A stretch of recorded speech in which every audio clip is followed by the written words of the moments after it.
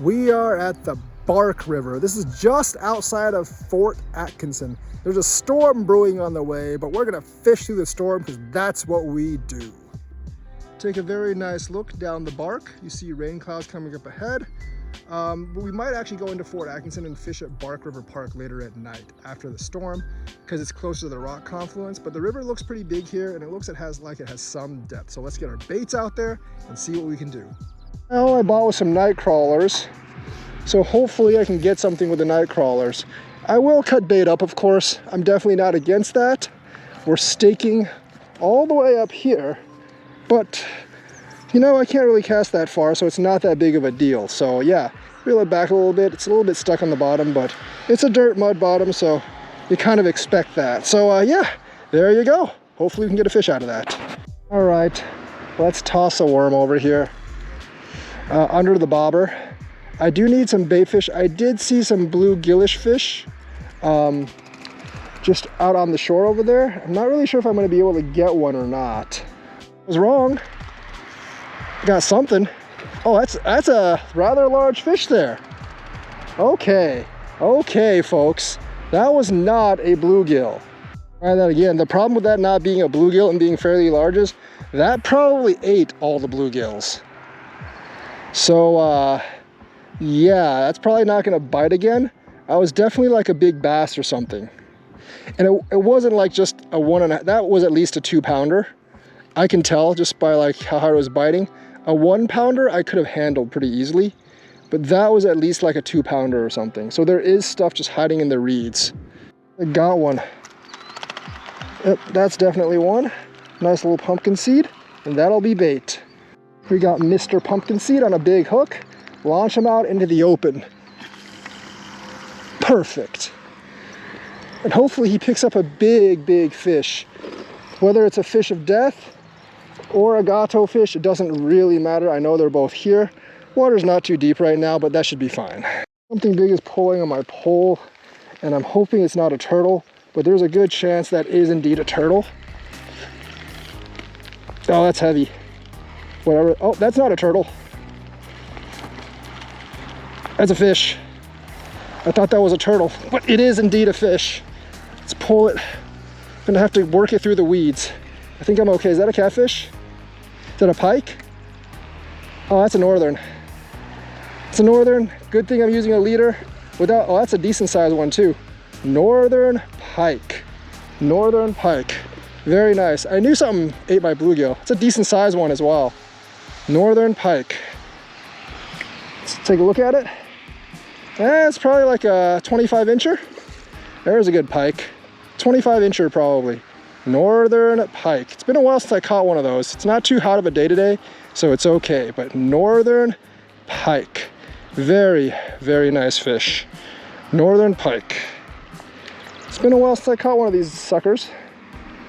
But yeah, here you go. It's a nice northern pike right there. Got the gloves, but 29 inches, northern pike. Very nice fish. 29 inches, just measured it. Now we're gonna let him go at the ramp. He hasn't been out too long, and it didn't get deep hooked in him, thank God. So, fishing has been pretty fruitful today. We're gonna put him just in the water and he will scurry off. Got these cool gloves that don't mess too much with the slime coat, and he just scurrying it on off. See ya, fish. Gonna put this slightly smaller pumpkin seed on the line here and just toss it into the abyss where that pike ate the other fish and see if anything eats it. That was good. A big fish of death. And I got a slightly smaller hook. Another smaller bluegill on there. And let's see if anything wants this. My goal here is basically to not let the bluegill sit in the reeds and basically have him just kind of like dangle in mid-water. I got one. I think it might be the same fish that took my gill. I don't know what it is, but it's definitely bigger than a bluegill. You can see that. I don't know what it is, but I hope it's a bass. Pike would be okay too. I hope it just stays on this time. But it's decently big. It's not huge. Yep, nope, it's a big fish of death. It's a fish of death again. Took my gill under the bobber. I think it's good hook this time because the hook is a little bit smaller. It is a northern pike, much smaller than the last one. Probably like a 20-inch pike, but it got my gill good. Northern pike. Bluegills under a bobber, very key. No catfish so far, but these pikes, they do good. The pikes do good. All right, let's just get them in. Northern pike. It's probably like only an 18, 20 incher and not like an almost 30 like last time, but man, these guys are hungry and they will clap the bluegills. Northern pike. All right, this one's about 25 inches. Not 30 like that last one, but second pike of the day. That's pretty nice, I have to say. And we're gonna just let him go right here in the water.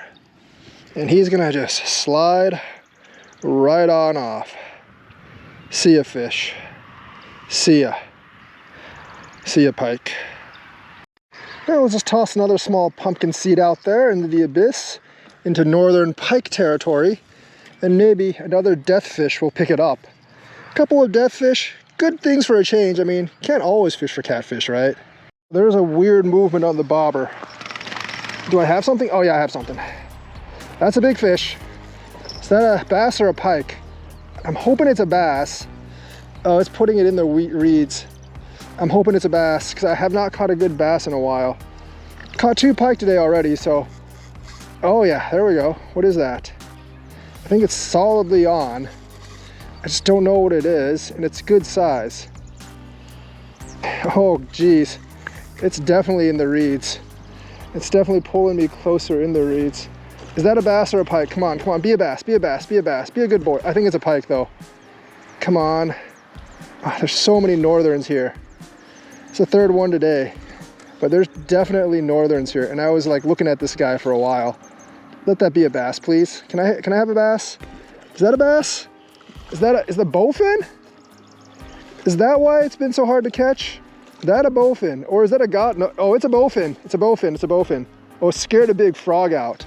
It's a Bowfin. It's a Bowfin. Or is that a bass? No, I think it's a Bowfin. That would be like a huge bass if it was a bass. But hey, got myself a Bowfin. Nice, nice. Good fish, good fish, good fish. Solid fish. Oh, look at that. Bowfin action. All right. All right, let me see if I can pull it on shore without destroying my line. Bowfins are pretty tough in general, but there we go. Bowfin action. Bowfin action. All right, guys. Bowfin action. Bowfin action. Today has been a very good day. 2 pike and a bowfin. All right, people, we're gonna get this bowfin back into the water. Bowfins always smell funny. I really don't like the smell of bowfins.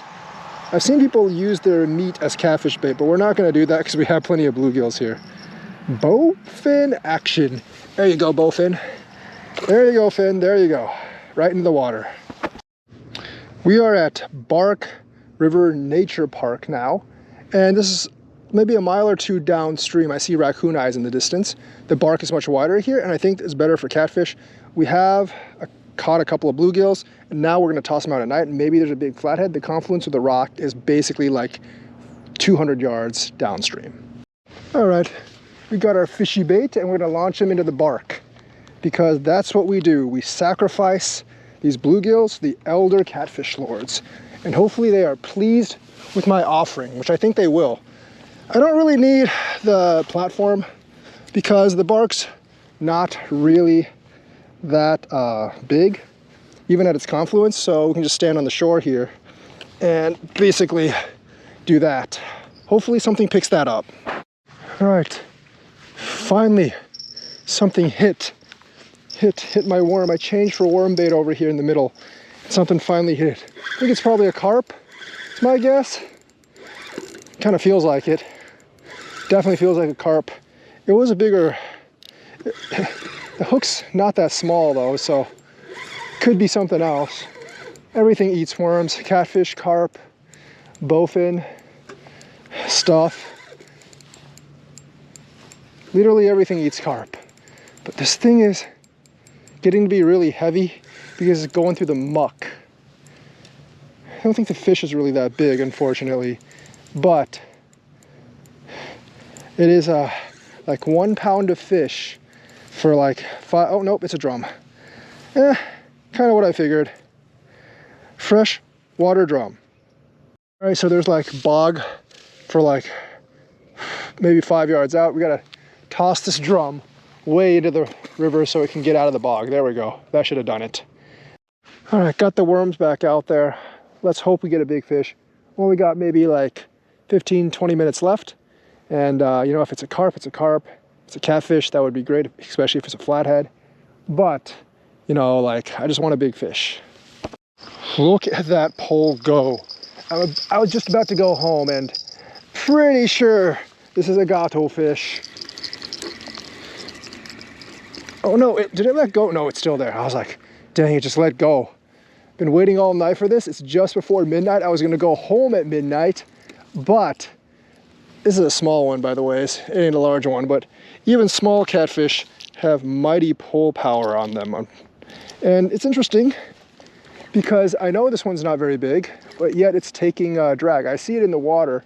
I could be wrong, I guess. I only saw a silhouette, but it doesn't feel super large. There's the catfish. I was like, it could be a walleye, but nah.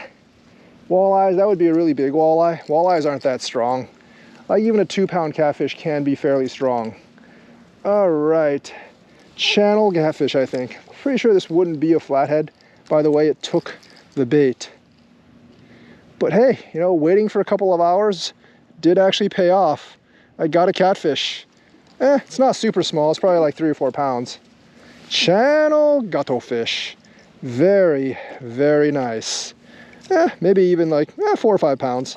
Not a bad fish. Channel gato fish. Very, very good. I like that. The catfish can probably find its way out. Or not. Yes, no, maybe so. Yeah, it's too big of a fish for me to launch out into the abyss, so see you, catfish. It'll find its way out. That was a fun trip. I think I should have caught more pike in that first spot. Maybe even a bass if I had started floating the bluegills and the bobber earlier. There's only a limited amount of shoreline that's actually viable there for doing that because it's all reeded up and stuff. But there were a lot of pike over there, and there are bowfins over there. Didn't catch any catfish in the first location. I think there should have been more catfish in the second location. I actually lost a catfish like after I got the last one after midnight. So pretty good overall, Bark River. I will definitely try that again, you know, maybe like in September or something, and I think I'll have pretty good results. I want the water to be a little bit higher, and I think it would be better fishing if it was. So let me know what you think. Like and subscribe. Hit that bell notifications button. Don't hesitate to ask any questions, and I will see you guys next time.